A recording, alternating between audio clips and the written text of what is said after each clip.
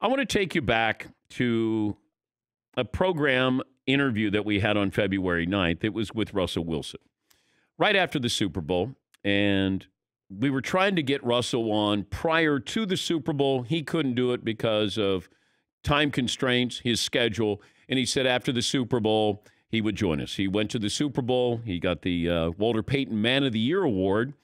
And I watched him during the Super Bowl where he's there with the commissioner and his wife, Sierra, and he looked miserable.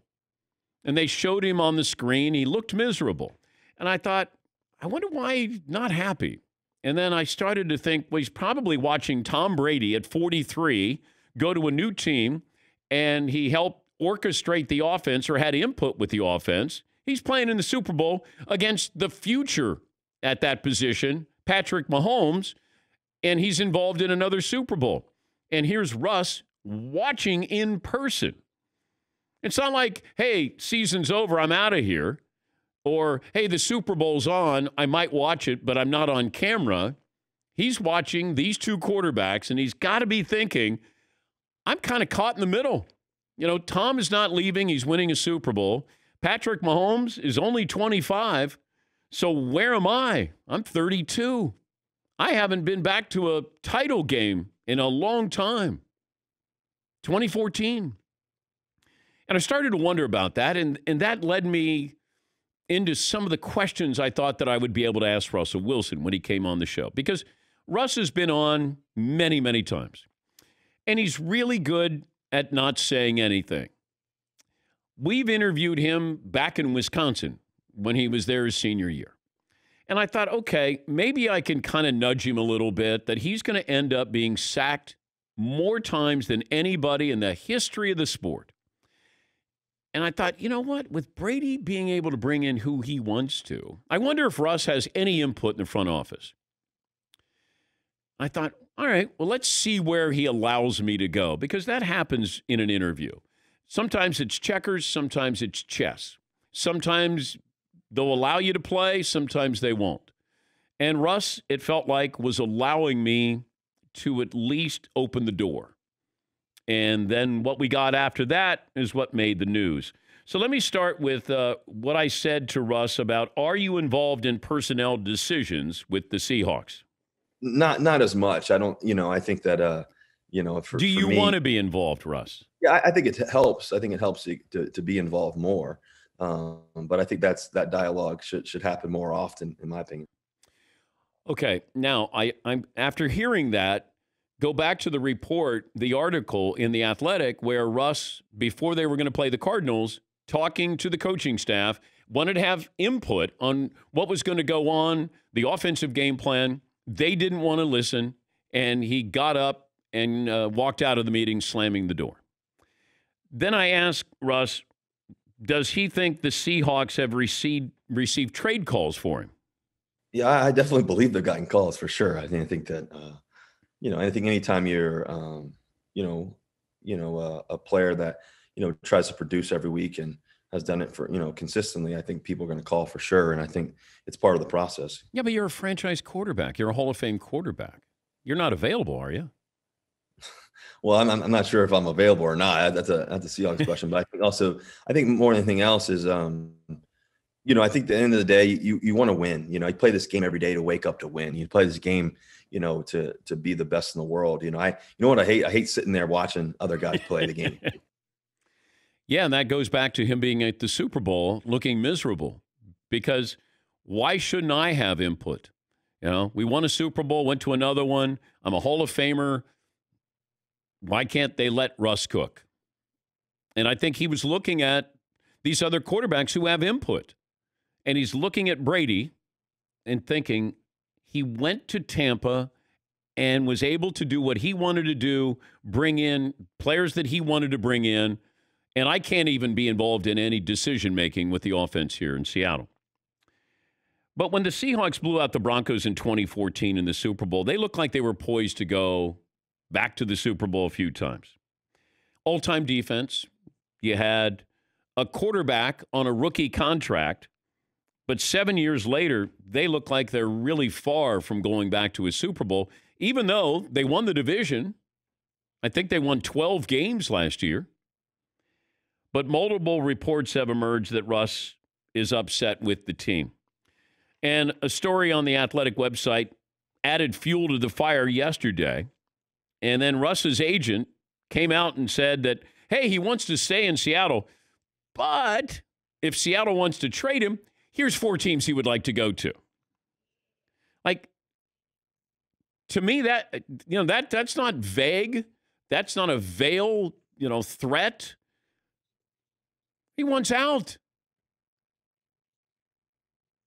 That doesn't mean he'll get out, but to me, and the analogy I'll use is, if you go home to your wife and you say, look, if you decide to leave me, these are 4 women that I'd like to date.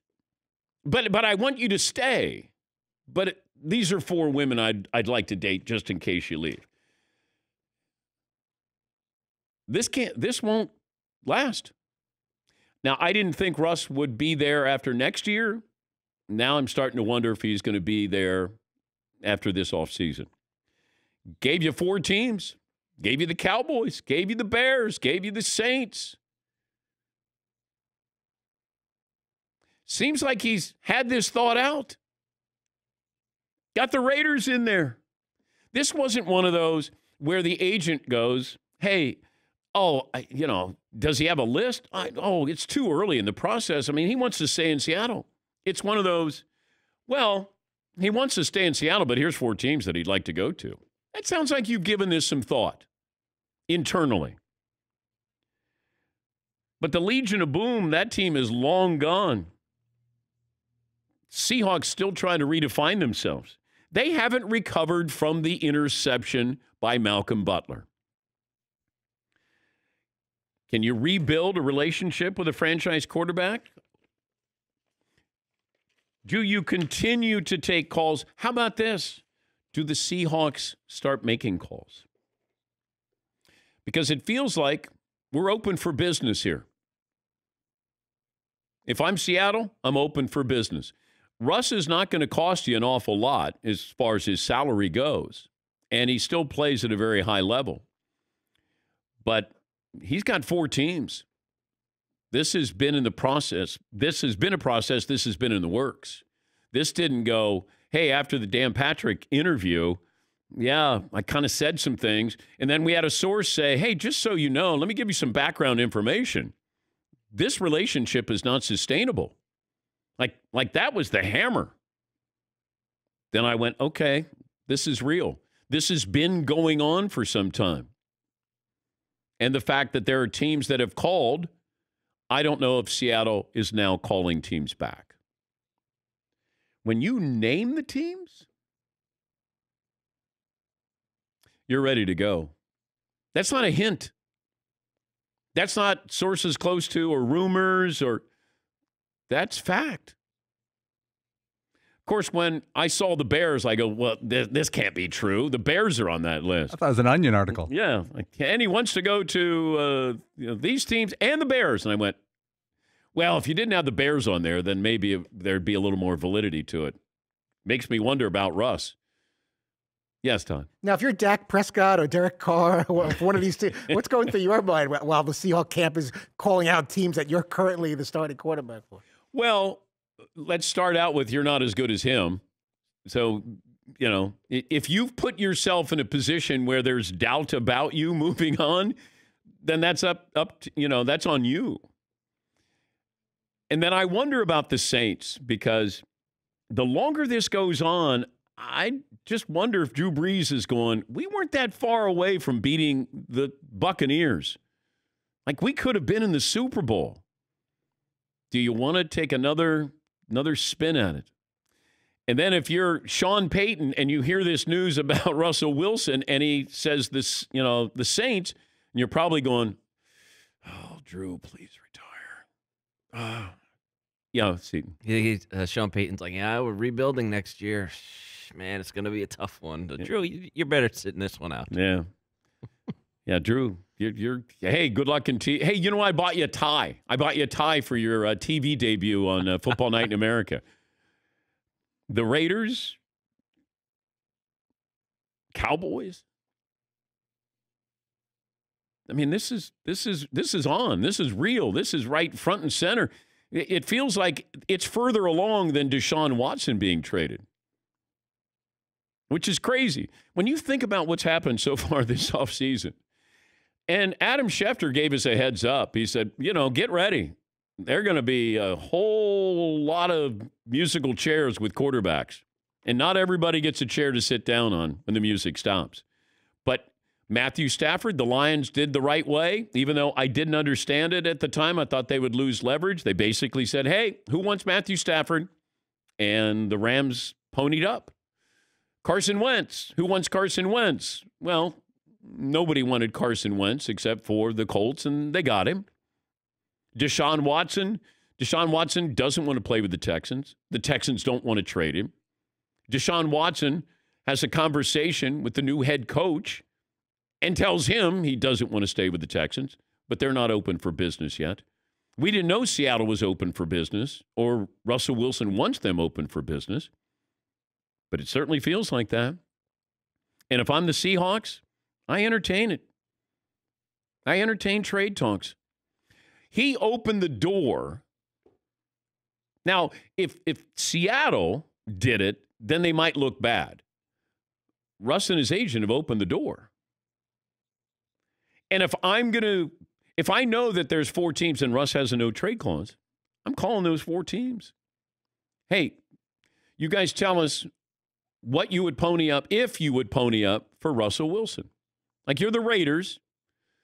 Hey, we'll give you Derek Carr and Dallas Cowboys. That's interesting. If I'm Seattle, do I take Dak Prescott, who's a whole lot younger than Russ?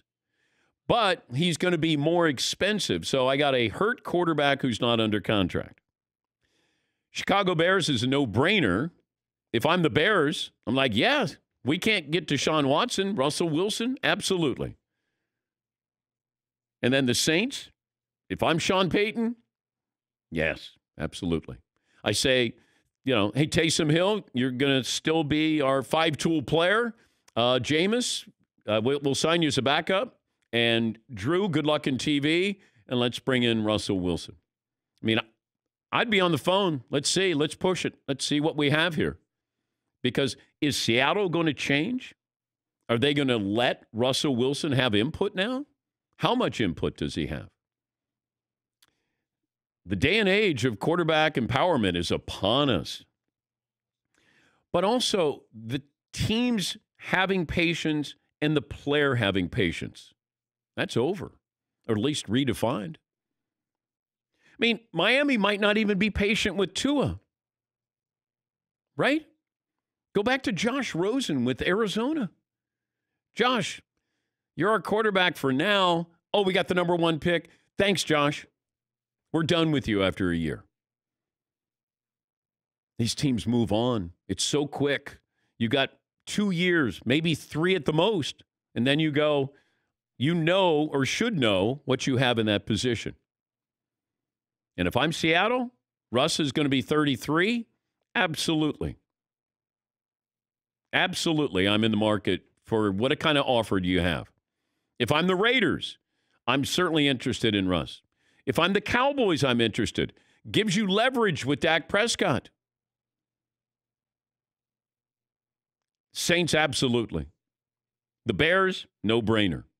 But the fact that Russ's agent had 4 teams that he told Adam Schefter, there's been some conversations, let's put it that way, probably since the season was going on about this.